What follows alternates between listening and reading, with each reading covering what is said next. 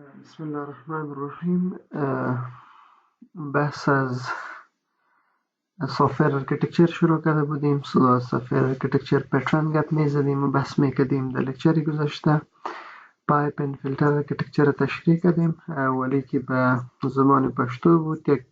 یک دو شاگرد را خواهش کرد که اونمو را باز یک خلاص تشریح کنیم. فکر میکنم در زبان پشتو مشکل داشت. پایپ اند فیلترز ارکیتکچر یکی از ارکیتکچرهایی است که فوکسی بالای فلوی دیتا و پروسس کردن دیتا است. اگر شما در سبجیکت گذشته در دیتابیس منیجمنت سیستم، در دیتابیس کنسپت یادتان باشه، ما یک چیز گفتیم به نام دیتا فلو. در اوج ما وقتی که بحث از دیتا فلو میکردیم تشریح قسم کردیم دیتا فلو دیاگرام که دیتا فلو دیاگرام این تشریح میکنه که در سیستم ما کدام پروسس ها موجود است و از کدام پروسس به کدام پروسس کدام دیتا میره و بالای جو دیتا کدام پروسس انجام میشه. پایپ اند فیلترز ارکیتکچر ما این نمونه چیز است که بحث از این میکنه که کدام پروسس بالای کدام دیتا انجام میشه، کدام پروسس صورت میگیره. اینمی پروسس فیلتر میگه و فلو دیتا را که در چیزی فلو میشه او را پایپ میگه. دیگه در پایپ اند فیلتر ارکیتکچر فوکس بالای است که کدام دیتا از کدام فیلتر در پایپ میره به دیگه فیلتر بحث سرزی میشه.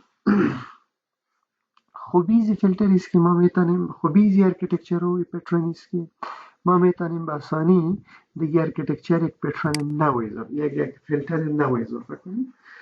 مثلا این یک فیلتر نو ما اضافه میکنیم، به آسانی ما یک فیلتر نو اضافه کنیم و میتونیم که یک فیلتر که دیگه استفاده کردیم یوز کردیم او رو دیگه ما باز استفاده کنیم ریوز کنیم.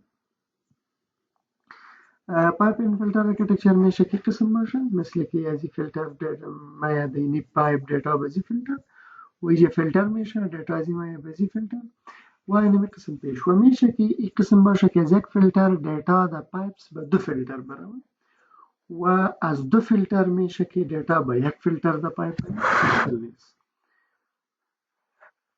مشکل در پایپ این فیلتر ارکیتکچر چی بود که ددلاک میشه که ددلاک شما در مضمون اپریتینگ سیستم خوانده باشه، یعنی کنسپت دیده میشه بس که مشکل ددلاک در وجود میاد و دیگر دیتا ترانسفورمیشن اوورهدی که در پایپس دیتا ترانسفر میشه که اوورهد دیتا را ترانسفورمیشن اوورهد دیشه موجود میاد. دیگر ارکیتکچر که ما گفتیم ماستر اسلیو ارکیتکچر بود که دی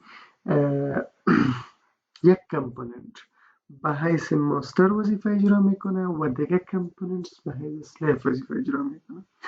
کمپوننت ماستر کار میگیره و بالای اسلیو تقسیم میکنه. به اسلیوز کار میده که این اسلیو اینی کار کنه، این اسلیو اینی کار کنه و ایره پس اسلیوز میگیره و ایره یک جای میکنه و پس به کستومر، به کلاینت جواب میده. این تقسیم کردن کار میشه که به چندین طریقه باشه. یک طریقش میشه که باشه که یک کلان تاسک کلاینت داد به ماستر کلاس میگیره تقسیم میکنه به 4 یا به 5 یا به 6 تاسک، به 6 سب تاسک. این کار میگیره تقسیم میکنه، کمشه به یک اسلیو میده، کمشه به اسلیو میشه، کمشه به دیگه اسلیو میده. ای ار 4 یا 5 اسلیو کار خو خلاص که پس به ماستر میده، ماستر یک جای میکنه به کلاینت. یک طریقش است. طریقه دیگه است که دومیش است که میشه که نمیم به ویزی ماستر یک کار به و کار بسیار زیاد مهم است و این چی میکنه نمی یک کار میگیره به زی اسلیو میده، به زی دیم اسلیو میده، به سیم و به 4 و 5 سیم کار میده به 5 نان اسلیوز. این 5 نان اسلیو پس جواب میده. سه میکنه که اگر تمام اسلیو سیم جواب داد معنی که جواب مطمئن میشه که صحیح، چرا که تماما یک سیم جواب داد، جواب روان میکنه به کی؟ به کلاینت. میشه که حالت قسم پیش بیاد که دی 5 دانه اسلیو یک قسم جواب بده، 4 دانه یک قسم. باز میبینه که این 4 دانه صحیح است، یکی غلط است. هر کی که زیاد جواب داده بود تو نمونه روان میکنه. میشه که قسم باشه که اینم یک کاره depending on a slave بته هر یکی که زود جواب ده تو نمونه به کلاینت روان کنه. دیگه د ماستر ان سلیو آرکیتکچر چی میشه؟ ماستر دیگه به حیث یک پاچا و به حیث منیجر وظیفه را اجرا میکنه، تاسک میگیره و تقسیم میکنه بالای سلیوز. آرکیتکچر که بود پیر تو پیر آرکیتکچر است. ما یک کلاینت سرور آرکیتکچر خواندیم و دیگه پیر تو پیر آرکیتکچر خواندیم.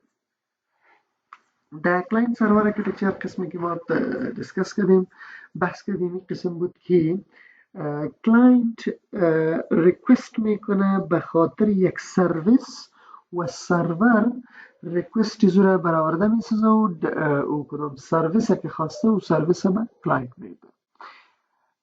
دو یعنی یکی سرویس گیرنده سرویس است و دیگر دهنده سرویس است. بالمقابل در پیر تو پیر آرکیتکچر او قسم چیزی نیست. باز در پیر تو پیر یک کمپوننت هم گیرنده سرویس است و هم سرویس دهنده است. بعضی کارها را در یک کامپیوتر ضرورت میشه او را از دیگه میگیره، یک کمپوننت ضرورت پیدا میکنه و بعضی کارها خودش نمیکنه او را از دیگه میگیره و بعضی کارها را کی میکنه او سرویس به دیگه پیر میده. یعنی در اینجا یک کمپوننت هم به حیث کلاینت وظیفه اجرا میکنه هم به حیث سرور وظیفه اجرا میکنه. خوی سرویس دادن یک کلاینت این کدام حتمی نیست. اینمی مشکل است یک پیر در یک وقت سرویس میده در یک وقت سرویس نمیده. در کلاینت سرور آرکیتکچر سرور مجبور است که سرویس بده. خود پیر تو پیر وظیفه نیست. یک پیر مجبور نیست که یک سرویس بده. دیگه آرکیتکچر کی بود؟ آرکیتکچر پترن کی بود؟ ایون بس پترن بود. د ایون بس پترن چی میشه که ما دو قسم کمپوننت داریم، بلکه سه قسم. یکی سورس کمپوننت داریم، دیگه چینل کمپوننت داریم، ایون چینل یا ایون بس داریم و دیگه لسنرز داریم. ایون سورس یک کار انجام میده، یک مسیج روان میکنه در چینل و در این چینل لسنر بزو ایونت یا بزو مسیج گوش میگیره و مطابق بزو مسیج عمل میکنه. این مثل که شما در جاوا یا مثلا در سی شارپ و در جاوا خوب این مسئله پیش رفته. ایون هندلینگ که در جاوا انجام شده به این ایون بس پترن و اساسش انجام شده. آرکیتکچر ایون هندلینگ در جاوا ایون بس پترن ایون بس استفاده کرده که در وجه شما میبینید که یک ایون سورس میباشه، مثلا یک بٹن ایون سورس میباشه. بالای که کلیک میکنی، بالای بٹن که کلیک میکنی این در حقیقت یک ایونت جنریت میکنه. این ایونت سورس یک ایونت جنریت کرد، این ایونت بس در چینل میره و یک دیگه کلاس است که او یک دیگه کمپوننت است که او گوش میگیره به زی ایونت. وقتی که ایونت واقع شد مطابق از ایونت کار میکنه. دیگه ایونت بس پترن چی شد؟ سه قسم کمپوننتس ما داریم، یکی سورس است، یکی چینل است و دیگه لسنر است. سورس چی میکنه؟ ایونت جنریت میکنه. چینل چی میکنه؟ به لسنر ایونت میرسانه و لسنر بالمقابل به اساس ایونت اکشن انجام میده. ارکیتکچری به فکرم که فاینل ارکیتکچر است. ارکیتکچر فاینل که ما دیسکس میکنیم او MVC است. MVC معنی مدل ویو کنترلر. در پترن MVC چی میشه؟ ما سه کمپوننت دیگه داریم، یکی مدل داریم، دیگه ویو داریم، دیگه کنترلر داریم. در مدل دیتا موجود می باشد. تمامی دیتا ما در کجا موجود می باشد؟ در مدل.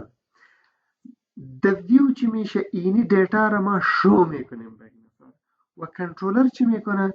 دیتا را بین ویو و بین ویو و مدل ترانسفورم کردن دیتا را که میکنه؟ کنترلر میکنه. یعنی ما یک مدل داریم که او در حقیقت دیتا ماست. این دیتا را ما پاس میکنیم از طریق کنترلر به ویو و در ویو ما دیتا را چی میکنیم؟ شو میکنیم. فایدیزی ارکیتکچر یا فایدیزی مدل چی؟ فایدیزی پترن چیست که ما یک دیتا را در چندین فارم و در چندین قسم شو کرده میتونیم.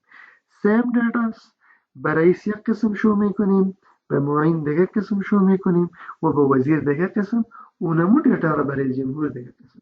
یعنی the model view controller فایده اساسی است که multiple representation of same data را ما چی کده میتونیم انجام داده میتونیم. و فایده دیگه چیست که separation of concerns دیگه بود. یک نفر expert از مدل در بخش دیتا و دیتابیس او در بخش مدل کار میکنه، یک نفر لاجیکش قوی سو در کنترلر کار میکنه، لاجیک ترانسفر دیتا، و یک نفر دیگه در پرزنت کردن دیتا لایق است و تکرس او در بخش ویو کار میکنه. ارکیتکچر اخیری ما چی بود؟ مدل ویو کنترلر. سیستم ما وقتی که دیولپ میکنیم ما سیستم خو میتونیم که به خاطر از بین بردن کمپلکسیتی سیستم رو پارتیشن کنیم به دو طریق. یکی میشه که سیستم خو ما پارتیشن کنیم هورایزونتالی و دیگه طریقی که ما سیستم خو میتونیم که پارتیشن کنیم ورتیکلی. هورایزونتالی پارتیشن که ما میکنیم مثل اینی که ما چی میکنیم مکمل یک مدیول جدا میکنیم. در اوج مثلا بخش دیتاشه، بخش مثلا فکر کنی که در این مدیول ما کدام پترن پیش رفته، مدل ویو کنترلر ای دیجا پرزنت شده، دیجا کنترلر است و دیجا دیتا است. این مکمل مدیول ما ورتیکلی چی میکنیم جدا میکنیم. و دیگه پارتیشن ما که هورایزونتال است. در هورایزونتال پارتیشن چی میشه که ما این قسم پیش میرم که فرض کو که تمام ویوز است، ایره یک مدیول میگیریم، ایره یک طرف میکنم، این بخش کنترلر است فکر کنیم که ایره دیگه طرف میکنم، ایره دیگه پارتیشن میکنم و این بخش دیتابیس است، ایره من دیگه پارتیشن میکنم. میگم ما وقتی که میخوایم که ارکیتکچر پارتیشن کنیم و دو طرف پارتیشن کرده میتونیم، یکی هورایزونتال و دیگه ورتیکال.